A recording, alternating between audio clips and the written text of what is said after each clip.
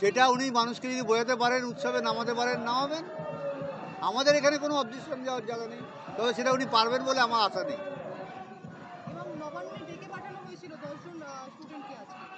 আমি তো প্রশাসনকে বলবো একটাই কথা, তাদের শুভবুদ্ধির উদয় হোক এবং সুষ্ঠু সমাধান করার রাস্তা খুঁজি।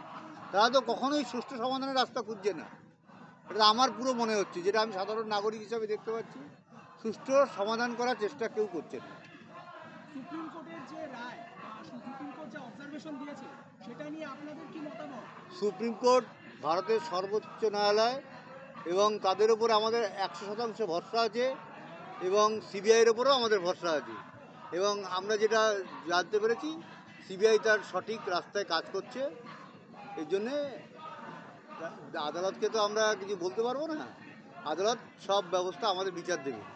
প্রধান বিচারপতি যারা ইন্টার্ন, যারা এই মুহূর্তে কর্মবিরতি করছেন, তাদেরকে একটা আলটিমেটাম দিয়েছিলেন, মানে বলেছিলেন যে এরপরে যদি কিছু হয় সেটা রাজ্য বুঝে নেবে এবং রাজ্য বড় পদক্ষেপ নিতে পারে, যা ইচ্ছা করতে পারে রাজ্য সরকার। এটা প্রশাসন আর বিচারালয়ের বিষয়। প্রশাসন আশা করি শুভবুদ্ধি সম্পন্ন উদয় হবে এবং ছাত্রদের সঙ্গে সহযোগিতা করবে। ডাক্তাররা বলা হয় সাধারণত, আমি দেখেছি কোভিডের সময় আমার মেয়েকে নিয়ে আমি বিভিন্ন জায়গায় যেতাম, অনেক বয়স্ক লোক, তো আপনি আমাদের ভগবান, এইভাবে সে প্রণাম করে দিয়ে আমার মেয়ের পায়ে পড়তো। আজকে ভগবানের প্রতিরূপ রাস্তায়, আর শয়তান যারা, তারা নিশ্চিন্তে ঘরে ঘুমাচ্ছে। এটা তো আমাদের কাছে খুবই দুঃখজনক বিষয়। আপনি সিবিআই তদন্তে খুশি বললেন, কিন্তু এখনো কিন্তু একজন যে অ্যারেস্ট হয়েছে তারপরে কিন্তু শুনুন, অ্যারেস্টটা তো বড় কথা নয়, অ্যারেস্টটা নিশ্চয়ই যারা যারা অপরাধ করে তারা অ্যারেস্ট হবে, এটা তো আশা রাখছি। একজনের উপর তো আমাকে আশা রাখতে হবে। একের পর এক ক্ষেত্রে সাসপেনশনের অর্ডার আমরা দেখতে পাচ্ছি, এমনকি আরজি করেও আমরা গতকাল দেখেছি 51 জনকে ঢুকতে দেওয়া থেকে বিরত করার একটা নির্দেশ দেওয়া হয়েছে, সেটা নিয়ে কি বক্তব্য?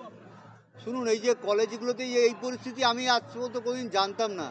আজকে আমার মেয়েটা মেরে সমস্ত মারা গিয়ে সমস্ত কলেজগুলোকে মানে পরিষ্কার পরিচ্ছন্ন করার চেষ্টা করছে।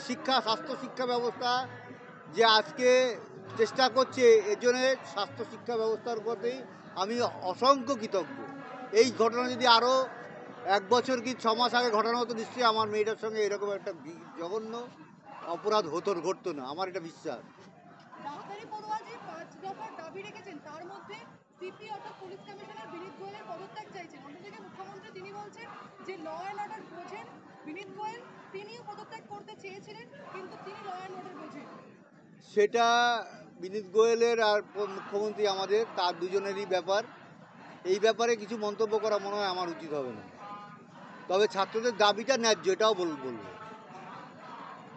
ছাত্ররা বিনীত গোয়েলের পাশাপাশি আজকে আবার স্বাস্থ্য সচিব সহ আরও 3 কর্তার এইবার বলছি, যেটা তো পরিষ্কার বোঝা যাচ্ছে, স্বাস্থ্য দপ্তর যদি প্রশ্রয় না দিত, আজকে এইরকমভাবে কলেজগুলোর এত অবনতি ঘটতো না।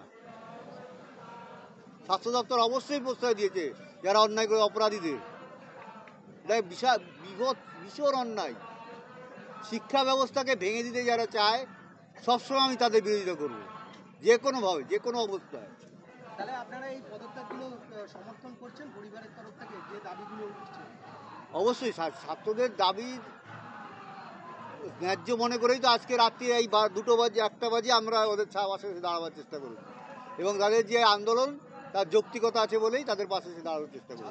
ছাত্রদের পাশাপাশি বিভিন্ন রাজনৈতিক দল, তারা কোনো রাজনৈতিক দল স্বাস্থ্যমন্ত্রী এবং স্বরাষ্ট্রমন্ত্রীর পদত্যাগ দাবি করছেন, কেউ মুখ্যমন্ত্রীর পদত্যাগ দাবি করছেন। কি বলবো, রাজনৈতিক দলের ব্যাপারে, রাজনৈতিক দল তার নিজের সিদ্ধান্ত নিজের নিচ্ছে, সে তো আর আমাদের যে মনের ব্যথা সেটা তো অত বুঝছে কিনা জানি না। তাও তারাও যে যারাই মানে এই ব্যাপারটা নিয়ে আন্দোলন করছে, আমরা সবসময় তাদের পাশে আছি। স্বাস্থ্যমন্ত্রী, শিক্ষামন্ত্রী বা মুখ্যমন্ত্রীর পদত্যাগ কি যৌক্তিকতা আছে দাবি? না, এটা আমরা বলতে পারি না, এটা আমরা বলতে পারি না। এই বিষয়ে আমরা কেন বলবো? আজকে সাধারণ লোক যে রাস্তায় নেমে আমাদের পাশে দাঁড়িয়েছে, আজকে যে কথাগুলো বলতে পারছি তাদের জন্যই বলতে পারছি। অনেক ক্ষেত্রে অনেকেই বলছেন যে এবার উৎসব বা পুজো সেখানে কাটছাঁট করা হোক, এমনকি অনেক সেটা যদি ওনার ক্ষমতা থাকে মানুষকে উৎসবে মাতাবেন। আমি তো মনে হয় আর সব লোক আজকে বিচারের আশায় এই বিচার পাওয়ার উৎসবে রাস্তায় নেমেছে এবং রাজপথ দখল করেছে, এবং আজকে যাদের বলছি কয়েক হাজার ছাত্রছাত্রী ডাক্তারি পড়ুয়া যাদের স্বাস্থ্য দপ্তর স্বাস্থ্য ব্যাপারে পরিষেবা দেওয়ার কথা, তারা আজকে রাস্তায় এসে বিভিন্ন দাবি দাওয়া নিয়ে আন্দোলন করছে। সুতরাং সেটা টোটাল তাদের দায়িত্ব নিতে হবে।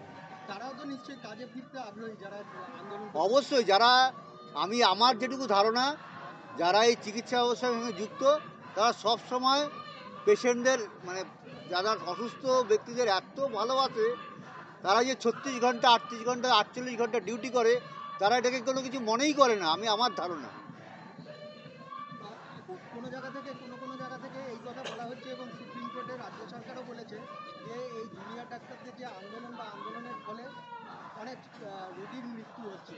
এই ব্যাপারে আপনাদের শুনুন, এই ব্যাপারে তো আমরা কোনো পরিসংখ্যান জানি না, সুতরাং এই ব্যাপারে আমরা মন্তব্য কী করে করবো বলুন? আপনারা কি কোনোভাবে আবেদন করবেন যে আন্দোলনকারীদের যে কাজে ফেরার ব্যাপারে, না যতক্ষণ না পর্যন্ত না, এটা তাদের সিদ্ধান্ত, তারা সুবিবেচনা করে। আমি তো বললাম সবারই শুভবুদ্ধি সম্পন্ন লোক, এবং এরা যে কষ্ট করে আজকে এখানে আসে, সেটা মানে অমানবিক কষ্ট করতে হয় ডাক্তারি চান্স পেতে, পড়াশোনা করতে গেলে।